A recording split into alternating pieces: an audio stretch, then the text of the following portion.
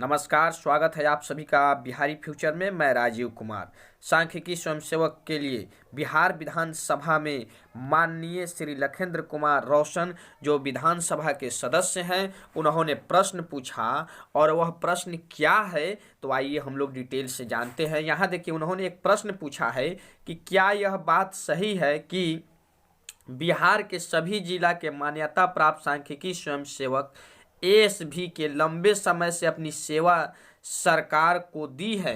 तो इसके जवाब में जो है विधानसभा से क्या उत्तर मिला है आप यहाँ देख सकते हैं।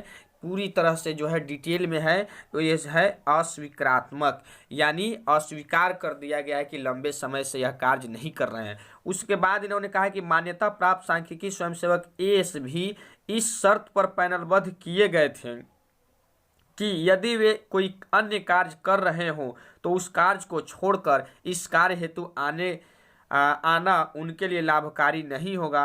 वैसे आवेदक जो पंचायत में ही रहकर कोई रोजगार में संलग्न हो अथवा कोई कार्य कर रहे हो या अन्य कार्य करते हुए अपनी सेवा दे सकते हो, उनके लिए यह लाभकारी होगा। उल्लेखनीय है कि सांख्यिकी स्वयंसेवक एएसवी का पैनल राज्य मंत्रिपरिषद के निर्णय के उपरांत विभागीय अधिसूचना संख्या 1429 दिनांक 26/7/2016 द्वारा रद्द किया जा चुका है।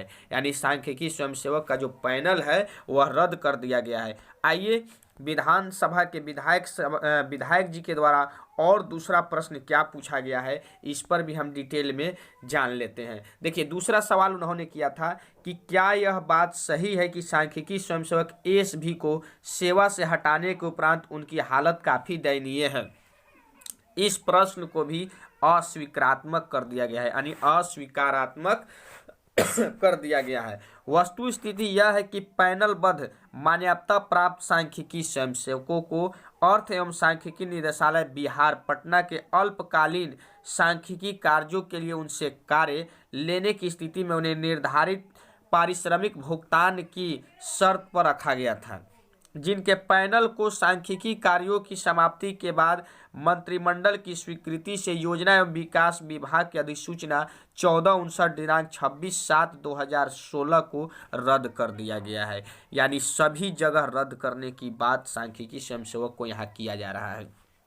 तीसरा प्रश्न विधायक जी के द्वारा पूछा गया, यदि उपयुक्त खंडों के उत्तर स्वीकारात्मक है तो क्या सरकार उक्त सभी सांख्यिकी स्वयंसेवक एएसवी को पुनः बहाल करने पर विचार रखती है? तो हाँ, तो कब तक, नहीं तो क्या। इस प्रश्न देखिए कि उन्होंने पूछा कि पुनः जो है बहाल करने के लिए सरकार चाहती है, तो इसको भी यहाँ पे आप देख सकते हैं अस्वीकार कर दिया गया है।